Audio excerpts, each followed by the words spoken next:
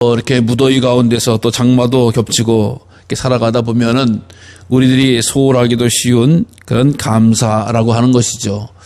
그래서 이렇게 감사를 깨우치는 시간을 하나님께서 무더위 가운데 또 후반전을 시작하는 우리들에게 이 맥주감사절이라고 하는 소중한 절기를 주셨다라고 생각이 들어집니다.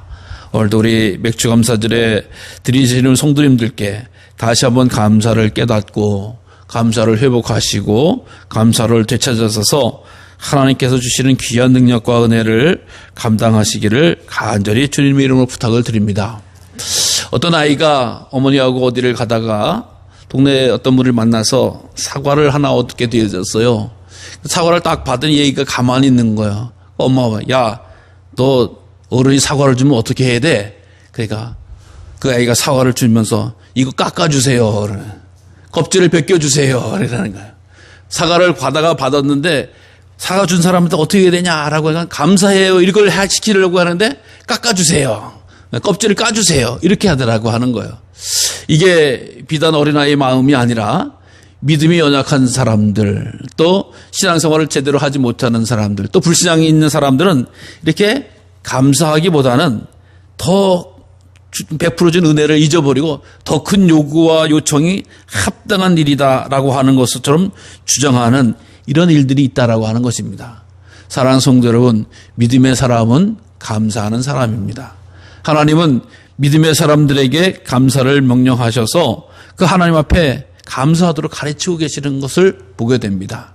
그래서 우리 존 웨슬리 목사님도 감사는 성숙한 신앙인만이 할 수 있다라고 이야기하고 있어요.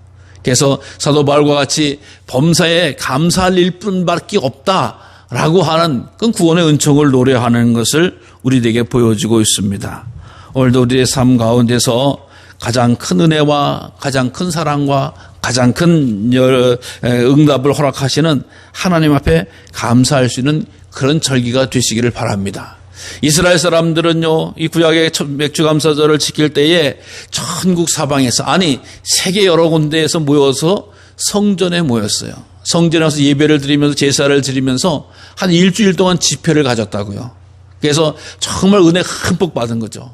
우리가 만이산에서 집회를 가지면서 은혜를 시간 받듯이 이 이스라엘 사람들도 모여가지고 성전에서 일주일 동안 예배드리고 참여하면서 은혜를 받아서 첫 열매를 주셨다라고 하는 것은 우리가 알다시피 만물은 최고로 치는 거 아니겠어요? 예?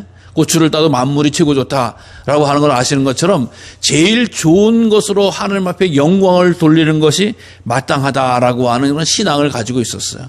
그래서 그것을 오순절기라고 하고 또 모여서 기도할 때에 성령 강림이 또한 역사하시기도 하셨고 또 이 성령 강림의 역사 가운데서 교회가 출발했던 절기가 바로 이 맥주절과 같은 이 역사적인 맥락을 가지고 있는 그런 절기가 되어졌다라고 하는 것을 우리에게 말씀해 주고 있습니다. 사랑하는 성도 여러분, 이제 전반기를 살아오시느라고 애들 많이 썼습니다. 우리가 2, 3년 전에 그 코로나로 인해서 정말 심리 불편하고 또 영적인 생활도 많이 어려움을 겪었지만 서서히 회복되어지고 한 걸음 한 걸음 일어나는 것이 보여집니다.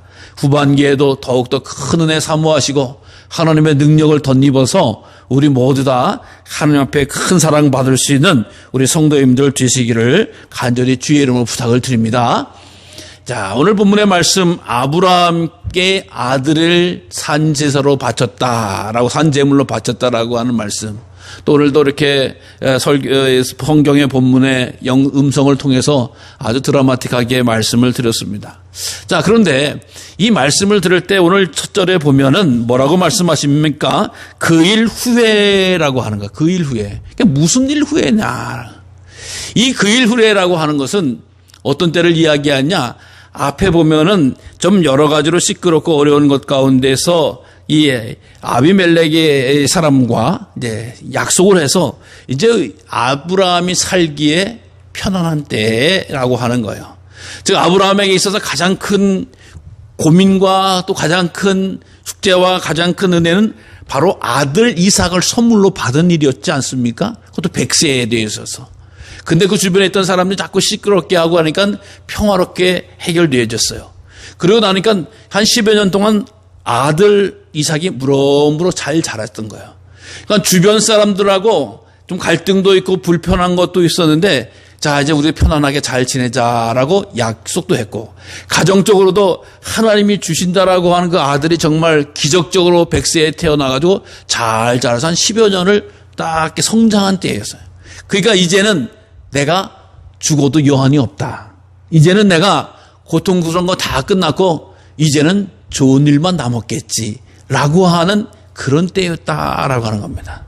여러분, 여기 심각한 아주 여기 중요한 그런 메시지가 있는 거예요. 이때에 우리가 알다시피 야, 그 양반 참 좋아질 때에 어떻게 됐다. 이런 이야기를 우리가 너무 많이 하는 거야. 오늘 하나님께서 아브라함이 그렇게 좀 좋은 날을 만나고 편안한 시간을 만났으면 아브라함 그래 잘 살아라. 그래 신나게 살아라. 멋있게 살아라고 하는 것이 아니라 오늘 본문에 보면 하나님이 아브라함을 시험하셨다. 예, 테스트를 하셨다라고, 영어로 테스트를 하셨다라고 하는 것이죠. 네. 아니 좀 좋게 났으면 좋겠는데 왜 테스트를 하실까? 여러분, 우리가 알다시피 이 때가 어떤 때냐라고 하는 게 참 중요해요. 좋을 때, 형통할 때 사람들은 신앙생활 하기가 참 쉽지 않아요.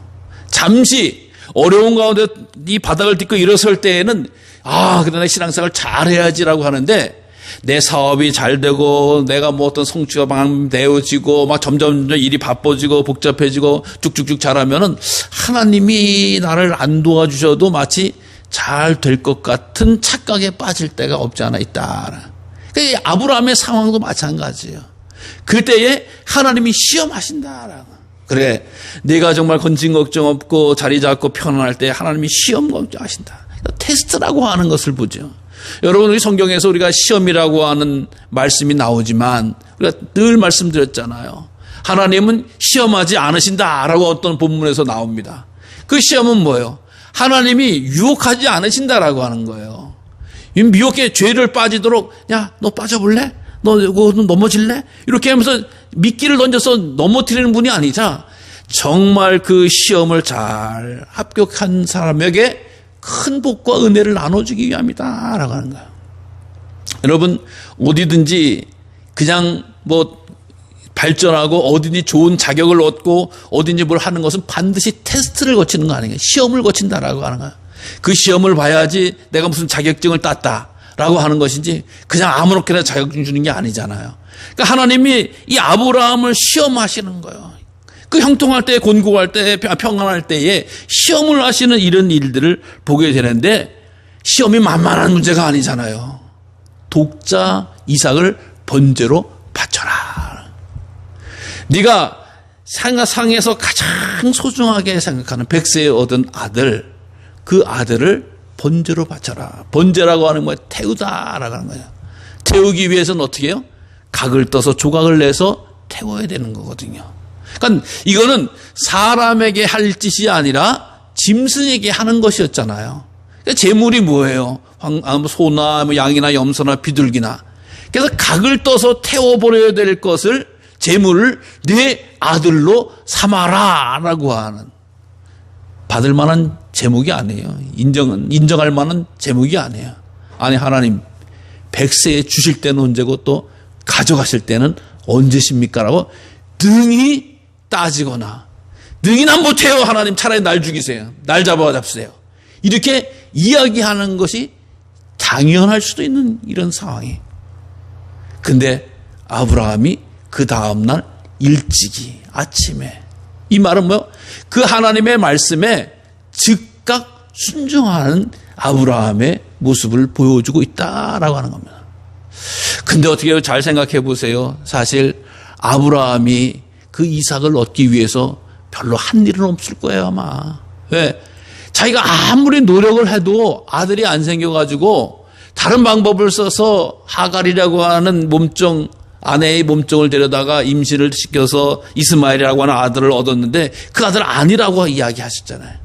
그러니까 결국 이삭에 태어난 것에 대해서는 아브라함이 관여한 게 그렇게 많지 않을 것 같아요.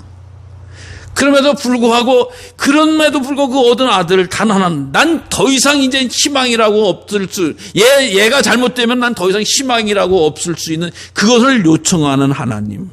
응? 그것도 3일 길을 걸어가야 되는 이야기를 하시는 거죠. 그래서 종들 데리고 그냥 3일길 걸어갔다. 한 70km 이상을 걸어갔다. 이 뜨거운 떼약볕에. 이스라엘이라고 하는 나라는 거의 우리나라의 이 요즘 날씨와 같은 때죠. 제일 더울 때의 날씨와 같은 때죠. 제가 말씀을 드렸잖아요. 한번 열풍 부는 때 한번 갔더니 정말 얼굴에 뚫뚫 갈아내야지 이 열풍이 모래하고 같이 바람 부는데 와, 정말 세상에 이런 일이 처음이다. 그런 데를 걸어갔다는 거 3일길을. 그것도 좋은 상 받으러 가는 길도 아니고 내 자식 100세가 난 아들 잡으러 태워 죽이러 가는 그 길을 갔다라고 하는 겁니다. 그러면서도 그 이삭도 따라가게 되어지고 종들도 따라가게 되어지고 그 모리아 산이라고 하는 곳에 도착해서 이렇게 이야기하는 것이죠. 아버지, 아니 번제 드리러 가자면서 나무하고 불은 갖고 가면서 이 재물은 왜 안 갖고 가세요? 라고 이야기하는 거 아니겠습니까? 당연한 이야기죠. 아니, 아버지 지금 번제라고 하면 재물이 있어야 되는데 재물이 없잖아요. 그러니까 이 아브라함의 기가 막힌 말씀. 하나님께서 준비하시리라. 하나님께서 준비하시리라. 여호와 이레라고 하는 이 말씀이 나오게 되어지는 것이죠. 그래서 그 말씀께서 준비를 하지만 실질적으로 제단을 다 불을 쌓는 단을 다 쌓아놓고 이제 재물을 잡아야 되는 거죠. 각을 떠야 되는 거죠. 그러기 위해서 아브라함이 칼을 이삭에게 내려치려고 할 때에 하나님 아브라함아라고 하면서 멈췄다. 그리고 내가 내 믿음을 내가 보았다. 너 내 테스트에 내 시험에 합격했다. 눈을 돌이켜봐라. 거기 나무에 양이 걸려 있는 것을 보고 그걸 잡아서 예배 드려라. 번제 드려라. 제사 드려라. 라고 하는 이런 말씀을 하고 있는 것을 보게 됩니다. 여러분, 아브라함쯤 되니까 이 믿음 가지고 이 신앙 가지고 했다라고 하는 것을 이야기합니다만은 사실 아브라함의 믿음보다도 하나님께서 준비하시고 예비하신 그 사랑이 먼저 있었다라고 하는 것을 우리 항상 잊어버릴 때가 있는 거예요. 하나님께서 우리들을 믿음의 자녀들을 시험하실 때는 이건 만약에 재물이 없었다고 하면 유혹이 될 수도 있어요. 미혹이 될 수도 있어요. 그러나 하나님의 믿음의 사람을 시험하실 때는 반드시 하나님이 준비된 사랑과 축복이 있다라고 하는 것입니다. 여러분, 이 믿음의 분량이 사람에 따라 다른 거예요. 어떤 사람은 믿음의 분량을 좋으니까 믿는다라고 하는 이야기예요. 또 어떤 사람은 믿어야 하니까 믿는다라고 이야기합니다. 그러나 제일 최고의 단계는 그래도 믿는다라고 하는 이런 이야기들을 하는 것을 보게 됩니다. 여러분, 이 이야기에 대해서 우리가 곰곰이 생각해 보면 우리가 사실 인생을 살아가면서 여러 가지 문제와 환란이 만났을 때 해결할 수 있었던 것은 내가 잘해놓고 내가 수고하고 내가 했었기 때문이 아니라 하나님께서 준비하고 계셨기 때문이다라고 하는. 어떤 성도님이 교회에 가는 길에 누가 든실한 동태를 주신 거예요.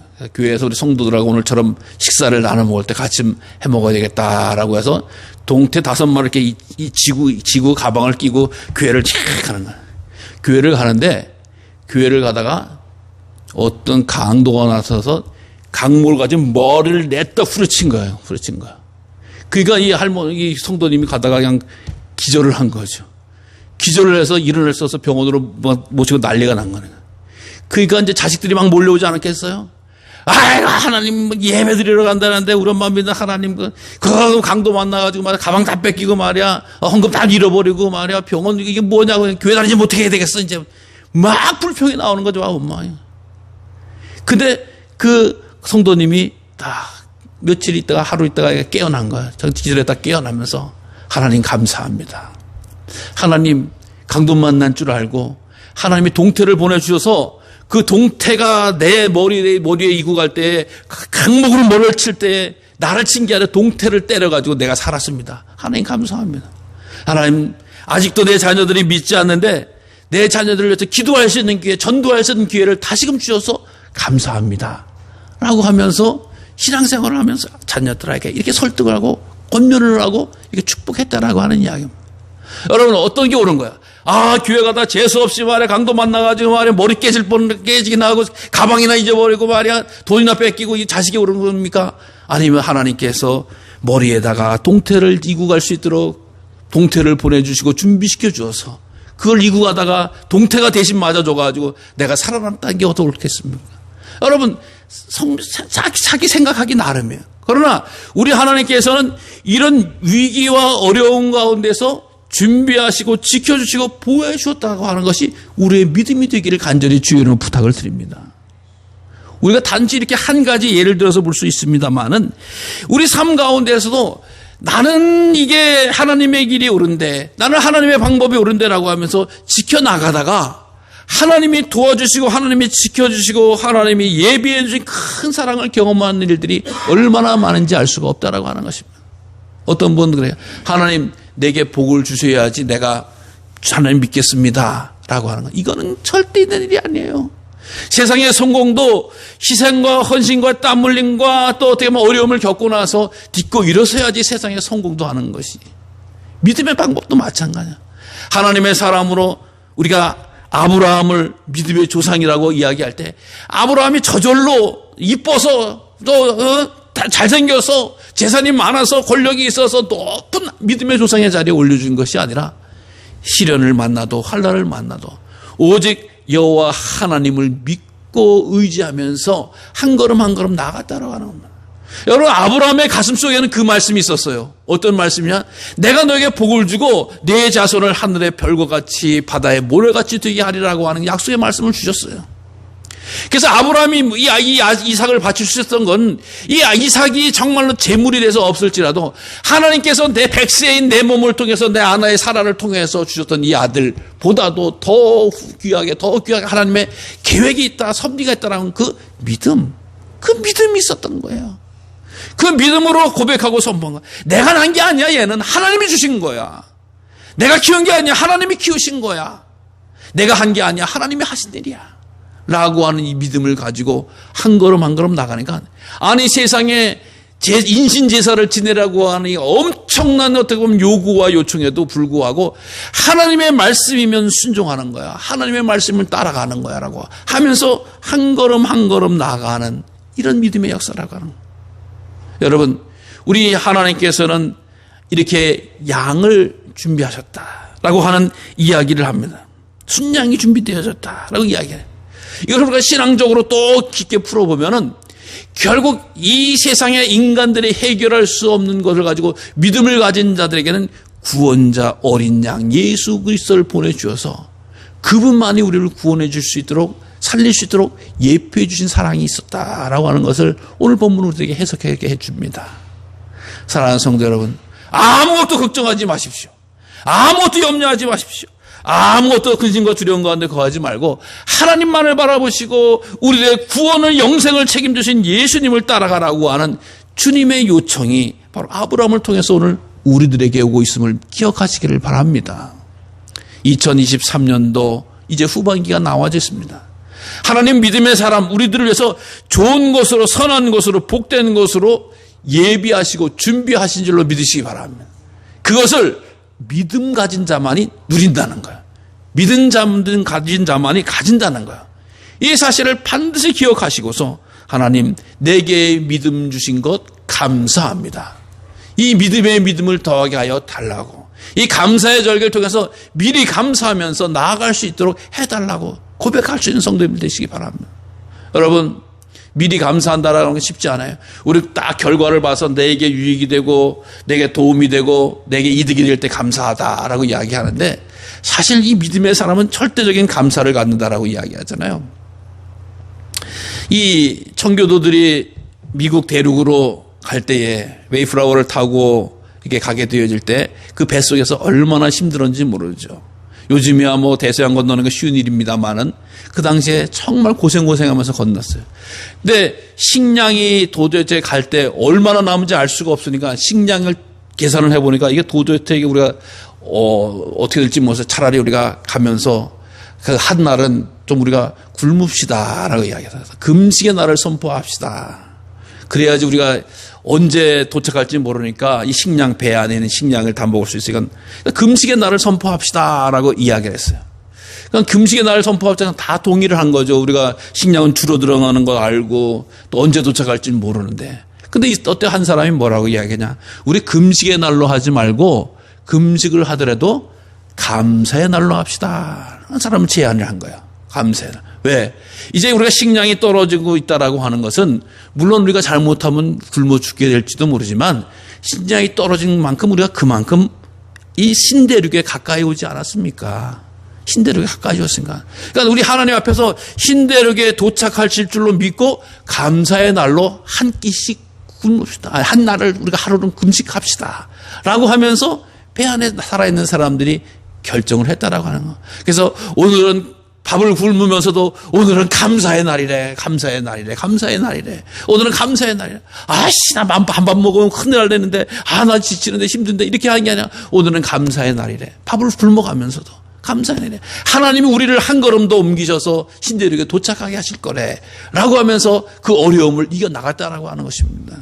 사랑하는 성도 여러분, 믿음의 자녀에게는 반드시 하나님의 구원의 손길이 임하여 준 줄로 믿으시기 바랍니다. 2023년도에 후반기에 행여 어려움을 만날지라도 하나님 감사합니다, 감사합니다, 감사합니다, 감사하게 합니다 하면서 한 걸음 한 걸음 나가시면 하나님께서 아브라함을 통해서 주신 귀한 사랑의, 귀한 열매의, 귀한 축복의 은혜가 우리 삶 가운데에서도 이루어진다라고 하는 믿음을 간직하실 수 있는 우리 모두가 되어져서 준비하시는 하나님 찬양하고 경배하고 예배하는 그런 은혜가 충만히 넘치시기를 간절히 주님의 이름으로 축원합니다. 하나님 감사합니다. 오늘 주님께서 귀한 열매를 주셔서